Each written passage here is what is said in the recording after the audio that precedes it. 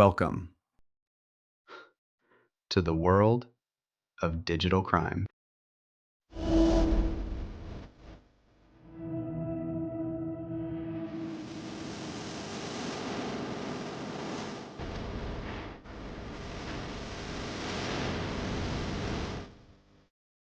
Shimon Yehuda Hayut, the convicted fraudster who became notorious as the Tinder Swindler following a Netflix documentary, has been arrested in Georgia. Authorities said he was detained on Sunday after arriving at Batumi International Airport in the southwest of the country. He flew them on private jets. He wore designer watches.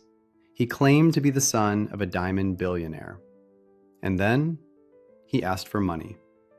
Not once, not twice, but over and over again. By the time they realized the truth, millions of dollars were gone. This is the true story of the man known as the Tinder Swindler. In 2018, women across Europe began matching with a charming, confident man on Tinder. His name? Simon Leviev. At least, that's what he called himself. He introduced himself as the son of a powerful diamond tycoon, a man whose family operated across continents, dealing in rare stones and billion-dollar contracts. His photos seemed to confirm everything: private jets, luxury hotels, security personnel, champagne dinners with breathtaking city views. On first dates, he didn't suggest coffee, he suggested flights. Imagine matching with someone on a dating app, and within days, you're boarding a private jet beside him. It felt like a movie, and that was exactly the point. Here is where things get interesting. Everything looked real. The lifestyle, the wealth, the connections. Even the people around him seemed to validate the story, but none of it belonged to him. Simon moved fast, almost too fast. He texted constantly. Morning messages, late-night confessions, voice notes filled with affection. He spoke about loyalty, destiny, even marriage. He made grand promises about a future together. To the women he targeted, this didn't feel like manipulation. It felt like fate. And this is where things get tricky. When emotions move quickly, logic struggles to keep up. Within weeks, some women believed they were in serious, committed relationships. They weren't just dating a wealthy man. They were building a future with him. Then came the emergency. Out of nowhere, everything would change. He would send photos of himself with what appeared to be injuries: a cut on his forehead, a bruised face, sometimes a message saying his security team had been attacked. He claimed powerful enemies were after him, business rivals, dangerous people. To their surprise, the billionaire lifestyle suddenly came with danger. He would explain that for security reasons, his accounts were temporarily frozen. His team couldn't move money without exposing their location. He couldn't use his own credit cards because they were being tracked. And then he would say something simple: "I just need your help for now. Just temporarily. Just until things settle down. If you were in love, what would you do?" That's the question he counted on. Because they cared about him, because they believed his life was in danger, they stepped in. Credit cards were opened. Loans were taken.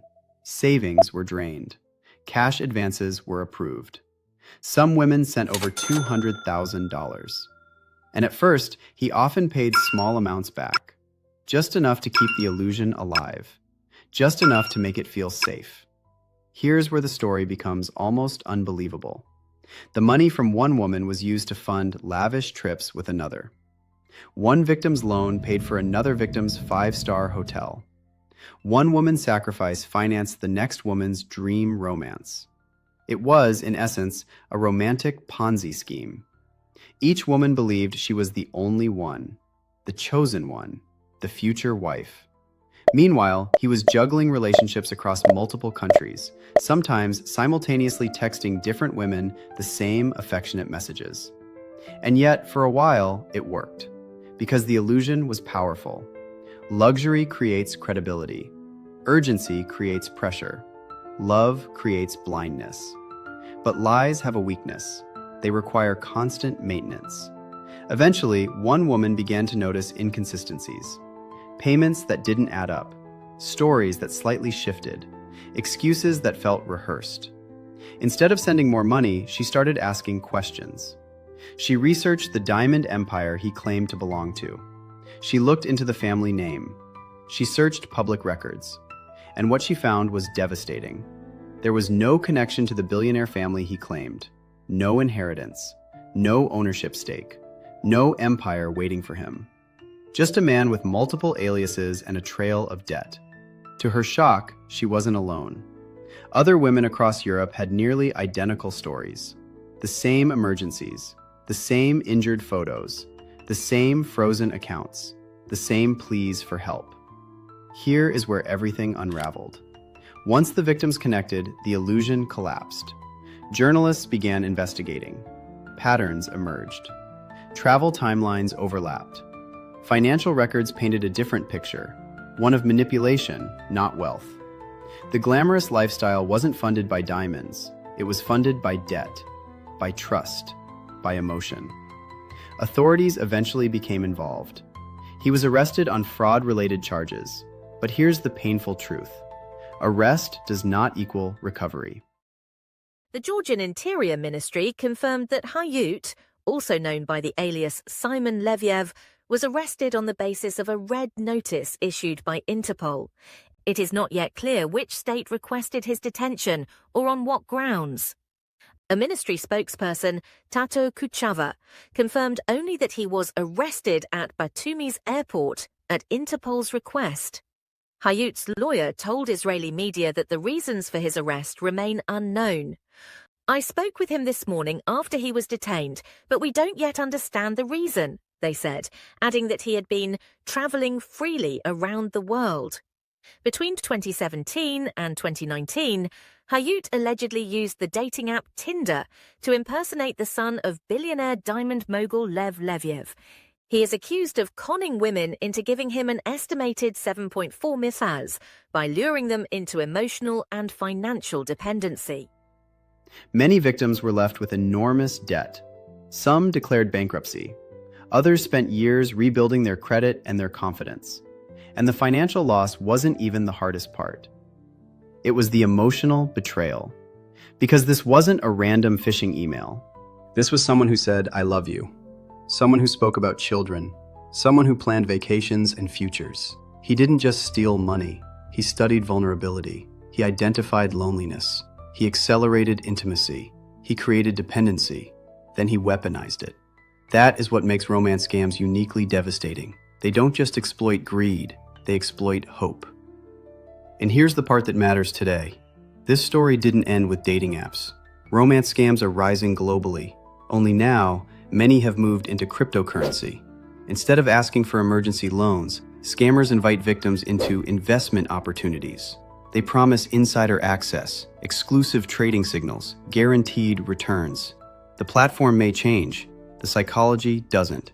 First comes connection, then trust, then urgency, then money. And by the time doubt appears, it often feels too late. If someone you've never met in person asks you for money, especially under pressure, pause, ask questions, verify claims, speak to someone you trust outside the situation. Because real love does not require secrecy. Real wealth does not require borrowing from you. And real emergencies do not demand instant transfers. The Tinder Swindler story is dramatic, cinematic, almost unbelievable. But at its core, it's simple. It's about illusion, and how easily illusion can feel like reality when emotions are involved. Stay aware, stay skeptical, and most importantly, protect your heart and your finances. Because sometimes, it's not love, it's strategy.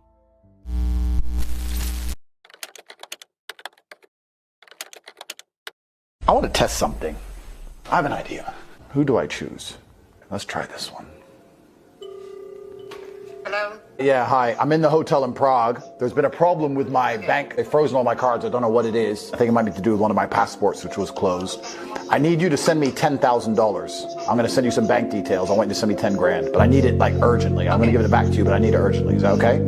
Okay. Please, as soon as you can. Sure. All right, baby. Bye. I'm a WhatsApp swindler. Subscribe for more real digital crime investigations and stay cyber safe. See you on the next one.